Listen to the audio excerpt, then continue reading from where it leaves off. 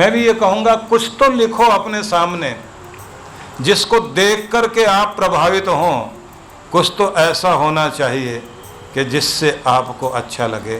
वो कहते थे आज इस दिन में वरदान है, विकास है, आज में ही सिद्धि और वैभव है, भूत सपना था, भविष्य कल्पना है, सुखद स्वप्न सब कल्पना हो सकते हैं।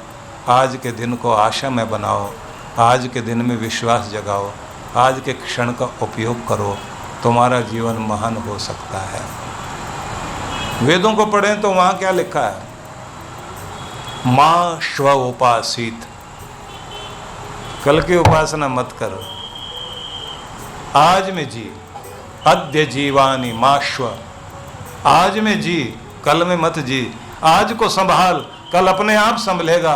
आज को पकड़, कल तुम्हारी पकड़ में आ जाएगी। ये आपके वेदों का संदेश है।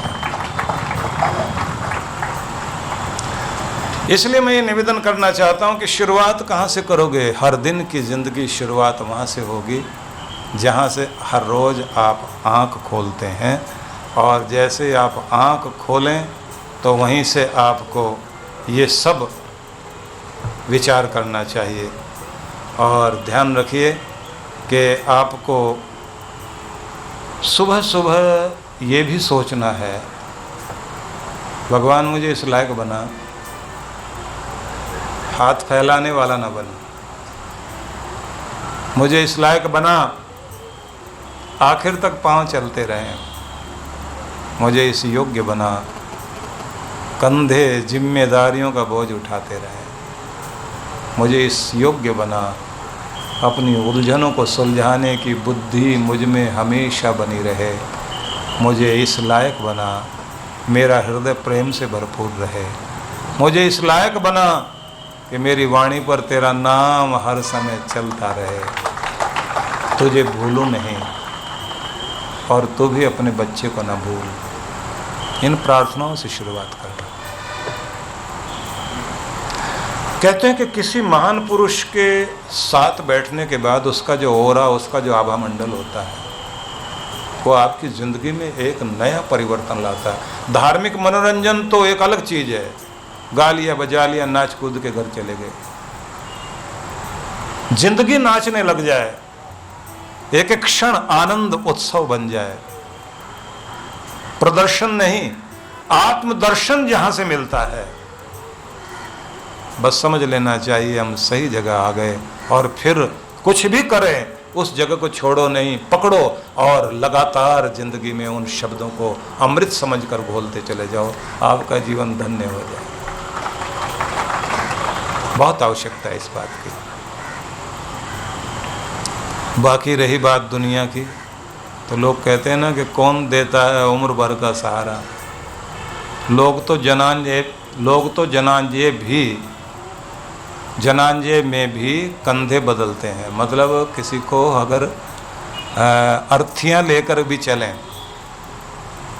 किसी की अर्थी लेकर भी चलें, तो भी थोड़ी देर के बाद कंधा बदलते हैं, मन बदलता है, स्थितियां बदलती हैं। अब तो वो युग है कि कोई भी कंधा देने की स्थिति में है ही नहीं, गाड़ी में लाद के ले जाते हैं। दूर खड़े होकर वहीं से हाथ जोड़ लेते हैं। बड़ा विचित्र लगता है देखकर, युग बदल दिया लोगों ने खुद ही।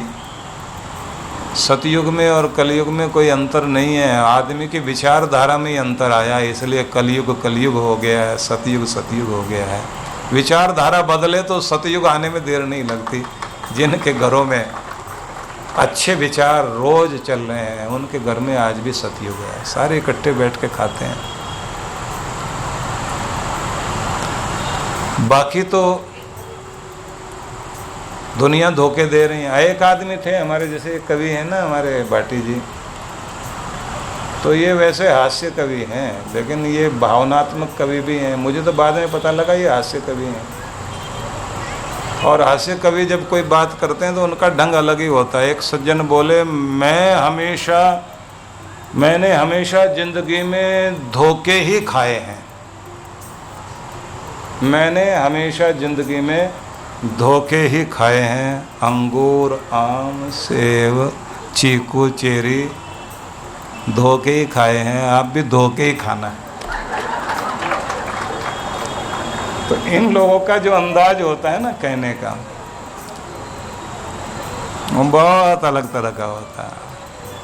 एक वही शब्द है जो आपके चेहरे पर मुस्कुराहट दे जाए, एक वही शब्द है जो आपके दर्द को भी उभारता है। तो निवेदन ये है कि ये दुनिया तो साथ नहीं देती, साथ देगा तो आपका मालिक ही देगा। इसलिए मैं एक बात पिछली बार आपको सुना रहा था, उसे दोहराना चाहता हूँ। ज़रूरी है कि सुनने की आदत डालो, आलोचकों की कमी नहीं। मुस्कराने की आदत डालो, ताने देने वालों की कमी नहीं। मुस्कराने की आदत डालो, ताने देने वालों की कमी नहीं। आगे बढ़ने की आदत बना लो, पीछे खींचने वालों की कमी नहीं। विनम्र और शांत बने रहने की आदत डालो, भड़काने वालों की कमी नहीं है। सृजन करने की आदत डालो, तोड़ फाड़ करने वालों की कमी नहीं है। विकास की आदत डालो, विनाश करने वालों की दुनिया में कमी नहीं है। हर पल धन्यवाद देने की आदत डालो, एहसान फरामोशों की दुनिया में कमी नहीं है। हंसने और मुस्कराने की आदत डालो, जी जलाने वालों की कमी नहीं है। अपने सद्गुरु के वफादार बनो, बिना पेंदी के लुढ़कने वालों की दुनिया में कमी नहीं है। इसलिए वही शब्द मैं फिर आज आपको दोहरा रहा हूँ कि दुनिया बहुत अलग तरह की है, लेकिन आपको भीड़ का हिस्सा नहीं बनना। आप भेड़ बकरियों की ज़िंदगी नहीं जिएंगे, आपको अपनी तरह का जीवन जीना है। और ये ध्यान रखिए, वो हमारे गुरुधाम, आनंद धाम, ये सब तीर्थ धाम वही हमारे लिए महत्वपूर्ण है। हमें हर पल कोशिश करनी चाहिए गुरु के निकट रहें, अपने इष्ट देव के निकट रहें, अपने बड़ों के निकट रहें। बाकी तो आजकल भी 4 धाम हैं, कलयुग के जो 4 धाम हैं ना, आजकल हैं Macau, Bangkok, Tashkent, Las Vegas, जहाँ जुआ का अड्डे हैं ना, वो हैं आजकल के 4 धाम। ज़्यादातर तो लोग वही यात्रा करते हैं और इतने गर्व से देखते हैं कहाँ होके आए, लॉस वेगास होके आए। कुछ जीते भी या नहीं, बोले नहीं मज़ा बहुत आया, बाकी हाँ 10-20 लाख फूक गए तो कोई बात नहीं। ज़िंदगी को उस मुकाम पर लेकर जाइए जहाँ ले जाने के बाद आपको खुद महसूस हो कि मैंने कुछ किया है और वो मेरी ज़िंदगी का इतिहास बना है जिस पर गर्व किया जा सके। तो इसलिए निवेदन करूँगा, सुबह शाम स्वयं को जोड़ना शुरू कर दीजिए भगवान के साथ, और वहीं से अपनी शुरुआत करना जहाँ से हर दिन की ज़िंदगी शुरू होती है। और ये भी आपने ध्यान रखना है कि अपना जीवन और दूसरों का जीवन मुश्किल में ना पड़ जाए, ऐसा व्यवहार करना है। खुद भी ऐसी गलतियां मत कर लेना कि खुद की ज़िंदगी मुश्किल में पड़ जाए, और दूसरों के साथ भी ऐसा व्यवहार मत करो कि दूसरों की ज़िंदगी मुश्किल में पड़ जाए। कुछ चीज़ें उस समय मज़ा देती हैं, ताना देने में बड़ा मज़ा आता है। दूसरे का जी जलाकर एक बार तो हिला दे किसी को, ऐसा ताना दे, लेकिन बाद में वो जो तान छिड़ती है ना, वो जो फिर बाद में कई गुना बढ़कर के महाभारत का कारण बन जाए, तब पता लगता है कि वो ताना क्या काम कर गया। इसलिए ये ध्यान रख लीजिए, उस समय का हमारा व्यवहार हमें अच्छा लगता है, लेकिन बाद में परिणाम बड़ा भयंकर लेकर आता है। बहुत संभालना चाहिए, और अगर गलती हो भी जाए तो बहुत जल्दी से माफ़ी भी मांग लेनी चाहिए, क्योंकि किसी को दिल दुखाकर उसके मन में गांठ बनाए रखना समझदारी की बात नहीं। अगर आप किसी मीटिंग में भी बैठे ना और आपको अपना पक्ष प्रस्तुत करना पड़े, प्रस्तुत कीजिए अपना पक्ष, लेकिन बाद में बाहर निकलते गले मिल लो, माफ़ी मांग लो, हाथ मिला लो और कह दो मैं आपको बहुत पसंद करता हूँ, आपकी बात की इज्जत करता हूँ, लेकिन अपना पक्ष मुझे भी रखना था, वो आपके विरोध में नहीं था। मतभेद हो जाना, विचारधारा में मतभेद हो जाना अलग बात है, लेकिन मन भेद नहीं होना चाहिए। जिनका मन भेद हो जाता है वो कभी एक नहीं हो पाता। अपनी बात रखो, लेकिन दूसरे की कदर करना सीखो। हमारे देश के प्रधानमंत्री रहे, बहुत बड़ा सम्मान जिन्हें राजनीति की दुनिया में दिया जाता है, अटल बिहारी वाजपेयी। अद्भुत व्यक्तित्व। उन्होंने अपने व्यवहार को इतना ऊंचा उठाया कि उनके विरोधी दल वाले लोग भी उनका आदर करते रहे। कभी किसी के लिए मन में बैर, द्वेष, विद्वेष, जलन, ईर्ष्या नहीं रखे। 90,000 पाकिस्तानियों को, सैनिकों को घुटने टिका देने के बाद जनरल अरोड़ा सूचना देते हैं इंदिरा गांधी को, जो उस समय की प्रधानमंत्री थी, कि हिंदुस्तान आज गर्व के साथ कह सकता है कि हमारी फौजें दुनिया में सबसे आगे हैं। इंदिरा जी उनको बहुत धन्यवाद देती हैं। संसद में उस समय अटल बिहारी वाजपेयी ने विरोधी दल में होने के बाद भी ये कहा था कि आज इंदिरा जी में मैं दुर्गा का रूप देख रहा हूँ।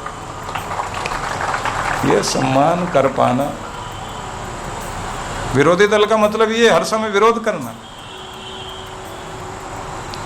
हालांकि विषयांतर ना हो, हम सिर्फ ये बताना चाहता हूँ कि राजनीति में नीति तो आजकल दिखाई नहीं देती। हर समय कूटनीति, उठा पटक एक दूसरे को, और हम अपने जीवन को इसलिए प्रभावित कर बैठते हैं उस चीज़ से, क्योंकि टीवी खोलो तो सामने वही, अखबार पढ़ो तो सामने वही।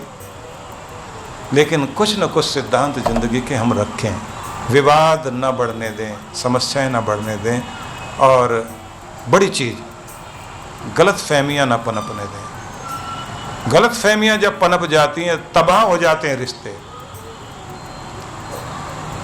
कहते हैं ना कि दोस्ती ना इम्तहान लेती है ना इम्तहान देती है। हरिवंश राय बच्चन की पंक्तियां हैं ये। दोस्ती न कभी इम्तहान लेती है न कभी इम्तहान देती है। दोस्ती वो है जो बारिश में भी भीगे चेहरे पर बहने वाले आंसुओं को पहचान लेती है।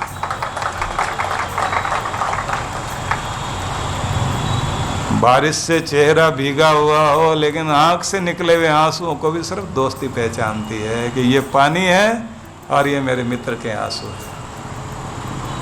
वो है रिश्तों का जज्बा जिसे हम पहचाने। और जो पुराने लोग कहते थे अपना तो ये वसूल है, असूल कह लीजिए, अपना ये असूल है, जब तू कबूल है तो तेरा सब कुछ कबूल है। जब तू कबूल है तो तेरा सब कुछ कबूल है। मतलब तू कैसा भी है तो मेरा है, मैं तुझे स्वीकार करता हूँ। ये दोस्ती वहाँ तक बढ़ाइए कि बेटा आपका बेटा है, लेकिन कहीं इतनी निकटता भी हो कि दोस्त की तरह आप बात कर सको और वो भी आपसे बात कर सके। आपकी पत्नी पत्नी है, लेकिन कहीं ना कहीं वो स्थिति भी आ जाए कि दोस्त की तरह वो भी बात कर सके, दोस्त की तरह आप भी बात कर सको। और तो और अपने भगवान को भी सब माता पिता बंधु सखा कह लेना, लेकिन कभी कभी वो स्थिति लाओ कि वो आपका मित्र बन जाए और आप उसके मित्र बन जाएं। कभी कभी अपने गुरु के साथ भी ऐसा ही व्यवहार कर लेना कि आप अपने हृदय की बात उसी तरह कह दो, जो कहीं नहीं कह सकते वहाँ कह दो। कह दो, कुछ अपने सुना दो, कुछ हमारी सुन लो। ये जो रिश्तों की एक ऊंचाई होती है, ये आपकी ज़िंदगी को बहुत बहुत ताकत देती है। और आप देखते हैं कि हमारे पूरी दुनिया में सब कुछ है, रिश्तों की खुशबू चली गई है। रिश्ते हैं, रिश्तों में जान नहीं है, प्राण नहीं है। इन प्राणों को लौटाने की चेष्टा जब आप करना शुरू कर देते हैं तो समझ लेना चाहिए कि आप अपने जीवन को और इस दुनिया को एक महत्वपूर्ण पड़ाव पर लेकर जा रहे हैं। तो इस सब के लिए मैं आगे बढ़ना चाहता हूँ, आपको ये कहने के लिए कि कोशिश कीजिए आप भगवान से जुड़ें। लेकिन कैसे जुड़ना चाहते हैं, लेकिन कैसे जुड़ें? तो पहली बात मोटी मोटी बताऊंगा, लेकिन इस तरह से कि आपको याद रह जाएगी। मैं कोई ऐसी चीज़ नहीं कह रहा हूँ कि जो आपको पकड़ में ना आए और आपकी समझ में ना आए। सबसे पहले एक आदत डालिए धन्यवाद करने की। शुरुआत दिन से, फिर स्नान कर रहे हो तो अपने तन को देखते हो ना, शरीर चल रहा है, ठीक हूँ, इस बात के लिए भी धन्यवाद। आँखें ठीक काम कर रही हैं, दिमाग ठीक काम कर रहा है, हाथ पांव ठीक काम कर रहा है, सब तेरी कृपा और भगवान दया करना आखिर तक ऐसे ही ठीक ठीक चलता रह जाए। धन्यवाद देता हूँ तुम्हें। फिर कह देना, तू मुझे कहेगा मुझसे तो सब कुछ चाहता है, खुद कुछ करने को तैयार नहीं। भगवान, मैं नियम का पालन करूँगा, पक्का वायदा करता हूँ। व्यायाम भी करूँगा, ठीक से खाऊँगा पीऊँगा, अच्छे से सोऊंगा भी और खुश भी रहूँगा। थोड़े में ही खुश रहने की कोशिश करूँगा, ज़्यादा के चक्कर में नहीं पड़ूँगा। बस तू दया करना। बात करो उससे धन्यवाद देते हुए। भोजन हाथ में आए, धन्यवाद करिए, तेरी कृपा से ये भोजन मिला, इस पर आशीर्वाद की मेहर भरी दृष्टि डाल, अमृत बना भगवान इसे। जीवनी शक्ति दे मुझे, ऊंचे विचार दे मुझे और तेरा प्यारा भक्त बनने का मौका दे मुझे। धन्यवाद करता हूँ प्रभु। ऐसे भोजन के समय, यहाँ तक कि आप अपने ऑफिस में, दुकान में, बिजनेस वाली जगह में जाओ, वहाँ भी बैठ कर कह देना। कितने लोग हैं जिनके पास दुकान नहीं है? ऑफिस में हो, अपने नौकरी करते हो तो कह देना। कितने लोग अभी भी लाइनों में लगे हुए हैं नौकरी की, नई नौकरी है और मेरे से बढ़िया डिग्री उनके पास है, मेरे पास कोई क्वालिटी नहीं है, मेरे पास तो तेरी कृपा है भगवान, तेरा धन्यवाद करता हूँ, तेरी दया के कारण सब कुछ है। एक अच्छे घर के लिए धन्यवाद देना, अच्छे परिवार के लिए धन्यवाद देना, जो कुछ है उस सब के लिए धन्यवाद देना, अच्छी नींद के लिए धन्यवाद देना। कुछ घटनाएं जो जीवन में शिक्षा देने के लिए आई, उनके लिए भी धन्यवाद कर लेना। तो आपकी शुरुआत हर दिन की, हर कर्म की धन्यवाद से जुड़ जाए, याद रह जाएगा। अब अगली बात करते हैं कि कुछ और जो मैं आपको सुना रहा हूँ उसे आप ध्यान से सुने, लेकिन इस बात को ध्यान में रखकर जिंदगी बहुत कुछ सिखाती है, कभी हंसाती है, कभी रुलाती है, पर जो हर हाल में खुश रहते हैं जिंदगी उनके आगे सिर झुकाती है। इसलिए हमेशा खुश रहिए, शुक्र मनाइए, धन्यवाद दीजिए। जिंदगी गुनगुनाएगी आपके साथ, जिंदगी सिर झुकाएगी आपके सामने। तो धन्यवाद देने की आदत डालें, नया बनने की आदत डालें। होते हुए परिवर्तनों को देखकर अगर अच्छा नहीं है, कोई बदलाव ज़िंदगी में ऐसा आ गया, तो मान लेना पहले वाले पल नहीं रहे तो ये भी नहीं रहेगा। बदलाव आएगा, स्थितियाँ बदलेंगी, सब अच्छा होगा और हर चीज़ का आनंद लेते हुए चलना है। और मेरा हाथ मेरे भगवान ने पकड़ रखा है, उसने अब तक संभाला, आगे भी संभालेगा, अब आगे भी देगा। अब तक लाज रखी है तो आगे भी लाज रखेगा। मैं तो उसी के सहारे से टिका हुआ हूँ, उसका धन्यवाद करता हूँ। तो इस स्थिति में आप देखेंगे आपका जीवन एक बहुत प्यारा और बहुत अच्छा होगा।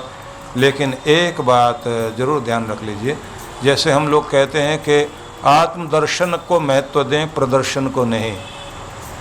आप मौन को महत्व दें, कोलाहल को नहीं। भाग जाने को महत्व नहीं दें, जागने को महत्व दें। आप कायरता पर न टिकें, वीरता की तरफ अपना मुख करें, जिससे आपकी ज़िंदगी शक्ति से भरपूर हो। तो उसी में आपको ये भी एक बात याद रखनी है कि चिंताएं फिर भी आएंगी, भय भी आएगा, इंसान है, रोक नहीं सकता कोई। कोई ऐसा नहीं दुनिया में जिसके आगे डर नहीं आया हो, चिंता ना आई हो, परेशानी ना आई हो, निराशा ना आई हो और जिंदगी से उबा ना हो। क्षणिक आए और चला जाए तब तो ठीक है, चिंता भी आए ठहर भी जाए तो भी कोई बात नहीं, पर उसे इतना बड़ा मेहमान मत बना लेना कि वो आपके घर में मकान मालिक बन के बैठ जाए। चिंता का आ जाना बुरी बात नहीं, चिंता का टिके रहना बहुत बुरी बात है। निराशा का आ जाना, तनाव का आ जाना बुरी बात नहीं, लेकिन इसके टिके रहना, देर तक टिके रहना, ये बहुत खतरनाक है। 70% बीमारियां तनाव के कारण है। आत्महत्या के लिए मजबूर हो जाए आदमी निराशा के कारण, टिकने मत दीजिए।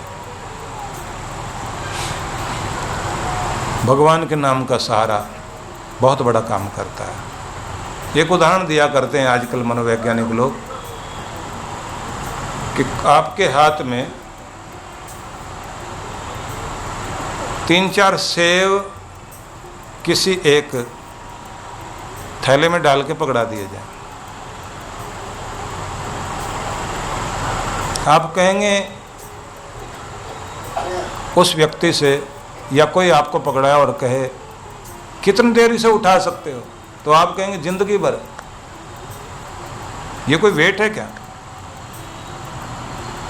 और आप कहें कि ऐसे 1 घंटे हाथ ऊपर करके ऐसे पकड़ के रखो, कुल मिला के 4 सेब हैं, 200-300 ग्राम वजन होगा। बस ये कह दो 1 घंटे तक ऐसे पकड़ के रखो। 1 घंटे के बाद आपका हाथ कांपना शुरू हो जाएगा, दर्द होना शुरू हो जाएगा। उसके बाद आप कहो कि थोड़ा इनाम दे देंगे, 3 घंटे तक की कोशिश कर लो, हालत ख़राब होने लग जाएगी। कोई आदमी कहे 1 लाख का इनाम देंगे, 24 घंटे ऐसे करके रह लीजिए, हाथ खराब हो जाएगा आपका। तो ये तो 300 ग्राम की बात है। जो आदमी 50-50 किलो से लेकर 1000-1000 किलो की चिंता 24-24 घंटे नहीं 40-40 साल तक अपने ऊपर टिकाए बैठा है, उसका क्या हाल होगा जरा सोच के देख लीजिए, उसकी क्या स्थिति बदलेगी, कहाँ पहुँच जाएगा। तो इसलिए एक बात ध्यान रख लीजिए, चिंता आ जाए तो कोई बात नहीं है, टिकाओ मत, डर को टिकाओ मत, दबाव को टिकाओ मत। टिक गया तो तबाह कर देगा। आपको बस एक ही बात ध्यान रखनी है कि आ जाए तो बस आप ये सोचिए कि समस्या है तो समाधान भी है, परेशानी है तो इलाज भी है। अब इस बात पर हम जाएं कि तरीका क्या है चिंताओं से निपटने का और अपने आप को आनंदमय बनाने का। अब जो मैं तरीका बताऊंगा उसे आप सुनिए। पहला तरीका प्रार्थना का। और जब भी आप परेशान होते हैं तो आप अपने आप प्रार्थना करते हो, हे भगवान दया करना, बस कैसे भी करके कुछ भी करके बस दया करो। आप तो इतने परेशान हो जाते हैं। जैसे किसी बच्चे से टीचर ने पूछा ना कि प्रार्थना करते हैं तुम, तो सब ने गर्दन नीचे रखी। फिर उन्होंने कहा तुम्हारे घर में प्रार्थना होती है? एक बच्चे ने कहा जी हमारे घर में हमारे पिताजी प्रार्थना करते हैं। बोले क्या प्रार्थना करते हैं? बोले जब खाना खाते हैं ना उस समय बोलते हैं हाथ जोड़ के, हे भगवान, फिर वही मूंग की दाल और वही जली रोटी। तो आप सोचिए कि कहीं भी परेशान हुए आप, मूंग की दाल रोज रोज बन रही है उससे परेशान हो गए तो तुरंत आप भगवान ही बोलते हैं ना। कोई भी परेशानी हो जाए आपके मुंह से एकदम भगवान निकलता है, हे भगवान। तो ये तो कोई इतनी बड़ी परेशानी नहीं है। हाँ ठीक है, खाने पीने के लिए बहुत सारी मजाकें चलती हैं लोग, क्योंकि पसंद का खाना आदमी चाहता है। और कभी कभी ऐसा भी हो जाता है, ससुराल में कोई एक व्यक्ति गया तो उसको जो है उसकी पत्नी बार बार अपने घर में बोल के आई थी इनको आयरन की कमी बताई है, हीमोग्लोबिन थोड़ा सा कम है, डॉक्टर कहता है पालक की सब्जी होनी चाहिए। अब सास माता ने इतना पालक खिलाया, सुबह भी, दोपहर भी, शाम भी। अगले दिन फिर जो है सास पूछ रही थी, दामाद जी आपको भोजन पसंद तो आया है, आपको ठीक तो लगा है? बोले बस एक काम करिए, आप ज़्यादा तकलीफ़ मत कीजिए, पालक का खेत जहाँ भी आपका है वहीं छोड़ दीजिए, वहीं चर के आ जाऊँगा। तो ये पुरानी मजाक चलती है दुनिया भर में, जिसको लोग एक दूसरे को सुनाकर हंसते हैं। लेकिन वास्तविकता क्या है? वास्तविकता जीवन की ये है कि कहीं भी आपकी ऊब पैदा हो जाए तो आखिर में आप हाथ जोड़ने लग जाते हैं, बोलने लग जाते हैं, हे भगवान, हे भगवान, हे भगवान। ये स्वभाव बन गया प्रार्थना करने का हमारा सबका, और ये गलत नहीं है। ये प्रार्थनाएं आपके लिए बहुत बड़ा काम करती हैं। अब कैसे करो? आप समस्या में हैं, परेशानी में हैं, तो आप कहना, हे प्रभु मैं आपका बालक, आपका बच्चा, आपकी शरण में आपके स्वरूप का ध्यान करके स्वयं को समर्पित करता हूँ।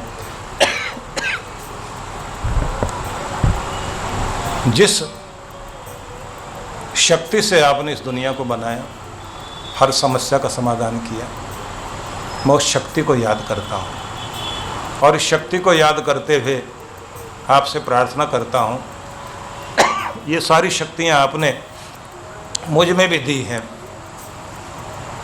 मेरी समस्या का समाधान, अगर समस्या है तो समाधान भी है। प्रभु मेरे मस्तिष्क में उस शक्ति को जगा, जिससे मैं तेरी कृपा के सहारे अपनी समस्या का समाधान कर सकूं। मेरे अंग संग रहना, क्योंकि शक्ति मुझ में नहीं, शक्ति तुझ में है। मैं तो माध्यम बनना चाहता हूं। तो अपने आप को शांत अवस्था में डालकर, मतलब किसी एक कमरे में शांत होकर बैठना, मस्तिष्क को ढीला छोड़ना, भगवान का नाम जपना, और जो मैं बता रहा हूँ उसे और ध्यान से सुनना। प्रार्थना करने से पहले पूरा शरीर और मस्तिष्क तैयार करना उसके लिए। मैं परमात्मा की असीम शांति, असीम प्रेम, असीम आनंद के लिए स्वयं को परमात्मा के लिए समर्पित करता हूँ। मैं अपने मस्तिष्क को शांत करता हूँ, शांत शांत शांत शांत शांत। मैं अपने माथे को उसकी कृपा और प्रेम और शांति को पाने के लिए शांत करता हूँ। तो आप अपने माथे को ढीला छोड़ना। जिन आँखों से पूरे संसार को देखता हूँ, उन्हें प्रेमपूर्ण और शांतिमय बनाने के लिए मैं इनको शांत करता हूँ। ऐसे करते हुए पूरे शरीर तक, पाँव की उंगली तक जाना। जिस चेहरे से मेरी पहचान है, जो मुस्कुराता हुआ ही अच्छा लगता है, शांति में ही अच्छा लगता है, मैं उसे मुस्कुराहट देता हूँ। ईश्वर की कृपा देने के लिए उसे शांत करता हूँ। शांत शांत शांत शांत। जिस मस्तिष्क से मैं अपने जीवन की योजनाएं बनाता हूँ, मैं उसको शांत करता हूँ। और जिस गर्दन पर मेरा मस्तिष्क टिका हुआ है और जो मेरा स्वर यंत्र है, मैं उसे मधुरता और शांति देने के लिए शांत करता हूँ। क्योंकि सीधे सीधे एकदम कोई प्रार्थना बोल देने से नहीं सुनी जाती। बहुत ध्यान से सुनते जाना।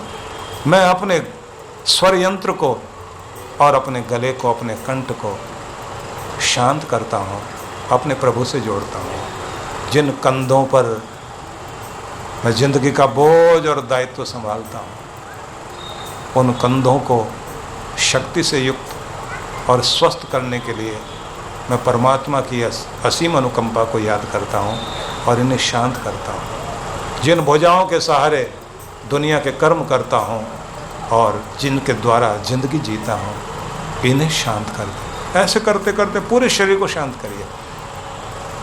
मैं पूरा नहीं बोल रहा हूँ, आगे आप अपनी तरफ से बोलना, ऐसे ही जोड़ के अपने शब्दों से जोड़कर बोलना। इतना उदाहरण देने के बाद आगे तो आप मिला लोगे, ताल में ताल मिला लोगे। ऐसे पूरा करते करते आखिर में उस छोटी उंगली पर पहुंचना, पांव की, जिसका महत्व तो नहीं दिखाई देता लेकिन महत्व है, जो मेरे जीवन का अंग है, मेरे जीवन प्रदेश का एक भाग है। मैं उसे भी शांत अवस्था में देखना चाहता हूँ। और ऐसे शांत करते हुए मैं प्रेमपूर्ण हूँ, मैं शांति से युक्त हूँ, मैं आनंदमय हूँ, मैं अपने प्रभु की शरण में हूँ। अपने प्रभु के समक्ष अपने आप को जोड़ते हुए उसका नाम जपना चाहता हूँ। ओम नमः शिवाय, ओम नमः शिवाय, श्री राम श्री राम श्री राम, ओम नमो भगवते वासुदेवाय। जो भी आप जपते हो बस उसे आप जपना शुरू करिए। शांत अवस्था में मस्तिष्क को जोड़ते जोड़ते आप अनुभव करना कि उसके कृपा भरे करुणामय हाथों को, उससे निकलती हुई रोशनी को मैं अपने सिर पर अनुभव करता हूँ। दुनिया के रखवाले, हे पालनहारे, हे जगत नियंता, मैं तेरी शरण में हूँ। दुखों को दूर करने वाले, उलझनों को सुलझाने वाले, मैं तेरी शरण में हूँ। मुझ पर कृपा कर, मुझे सुझा, मुझे राह दिखा। मैं एक उलझन दूर करने की प्रार्थना नहीं करता, मैं उस बुद्धि की याचना करता हूँ जिससे सारी उलझनें सुलझती हैं, सारे मुसीबतों के ताले खुलते हैं। मैं सुबुद्धि की याचना करता हूँ, उस समझ को चाहता हूँ जिससे सब कृपा होती है। ऐसे प्रार्थना करना। और आखिर में जब आप शांति शांति बोलते हैं, दूसरे लोग आमीन बोलते हैं, आमीन बोलते हैं, आप शांति बोलते हैं, शांति शांति। अनुभव करना कि आपकी प्रार्थना पंख लगाकर भगवान की तरफ उड़ रही है। और आप कहना, चिट्ठी भेज दी, जवाब आएगा, रास्ता मिलेगा। जिन हाथों से उसने जगत को पकड़ा हुआ है, उन्हीं हाथों से उसने मुझे भी संभाला हुआ है। मैं उस प्यारे की शरण में हूँ। और इस तरह कहते हुए आप थोड़ी देर उसी आनंद में बैठे रहो। और ऐसे कभी कभी रात में सोते हुए भी भगवान को आप अपनी समस्या सौंप के सो जाओ। कभी कभी तो ये होगा, सुबह उठते ही जवाब मिलेगा आपको, सूझ आएगी आपको, तरीका मिलेगा आपको। तो आप प्रार्थना से शुरुआत करना। हर दिन प्रार्थना गीतों से भगवान की वंदना करना। और कभी कभी अपने सद्गुरु को भी इसी तरह से शब्दों से कहा करें। समय नहीं है कि आगे चर्चा करें क्योंकि समय संपन्न हो रहा है। तो मैंने आपसे कहा कि यहाँ से आगे का मार्ग प्रार्थना का है। प्रार्थना करना सीख जाइए, प्रार्थना बोलना सीख जाइए, लेकिन प्रार्थना से पहले भूमिका बनाना सीख जाओ। और खास बात, वस्त्र भी अपने वही रखो जो प्रार्थना के हो, और आपकी माला भी, आपका स्थान भी, सब चीज़ें आप चुन लीजिए। वो चार्ज होंगी। दूसरों की माला, दूसरों के कपड़े पहनकर, दूसरे के आसन नहीं, आपका आसन भी अपना हो। प्रयोग करने के लिए हो सके तो स्थान भी। और मैं तो ये कहूँगा, कभी कभी आप जाके ना, हम लोगों ने खुद प्रयोग किया। हम लोग साधना के लिए उत्तरकाशी में थे, तो सीखा, कुछ पाया। तो एक क्षण वो भी जीवन का आया जहाँ हमारे सद्गुरु ने जिस शिला पर बैठकर साधना की, हमने कहा थोड़ा हमें वहाँ बैठाइए। देखिए, मुझे ध्यान आता है हमारे जैन समुदाय के जो बहुत बड़े बड़े महान पुरुष हुए हैं, उनमें एक युवाचार्य महाप्राज्ञ जी अब इस भूलोक में नहीं है, अद्भुत व्यक्ति थे। उन्होंने अपने सद्गुरु के लिए एक बड़ी अद्भुत बात कही थी। आचार्य तुलसी के वो शिष्य थे, तो किसी ने उनसे कहा कि आपने इतना लिखा, इतना बोला, इतना चिंतन मनन किया कि बुद्धिजीवियों को भी सिर झुकाते देखा है, भावनात्मक रूप से जीने वाले और आम साधारण आदमी को भी सिर झुकाते देखा। अब तो अपने गुरु से भी आगे ऊंचे दिखाई देते हैं। तो उन्होंने मना कर दिया कि नहीं, अगर तुम्हें कुछ दिखाई देता है कभी कभी कि कहीं कुछ ऊंचाई है, तो वो क्यों हो सकती है उसका कारण बता देता हूँ। बोले मेरा कद तो है वही 3-4 फुट, मैं तो बच्चा हूँ, जबकि कद तो उनका 6 फुट के लगभग था। बोले मैं तो बच्चा हूँ पर मेरे गुरु का कद 6 फुट। तो मान लीजिए अगर मेरा 3, क्योंकि बच्चा 3 फुट का ही होता है, मैं 3 फुट का बच्चा हूँ और मेरे गुरु का कद है 6 फुट, तो मैं अपने गुरु के कंधे पर बैठकर ज़्यादा ऊंचा दिखाई दे रहा हूँ, 9 फुट का हो गया हूँ। ये मेरा कद नहीं है, ये मेरे गुरु का कद है, ये मेरे गुरु की ऊंचाई है, जिसके कारण ये ऊंचाई दिखाई दे रही है। ये एक दिन की बात नहीं है, पीछे गुरुओं की कृपा है। तो मैं एक बात देखता हूँ कि हम लोगों ने प्रार्थना की कि आप जिस शिला पर बैठकर साधना करते हैं वहाँ बैठने दो, आपके आसन पे तो बैठ नहीं सकते।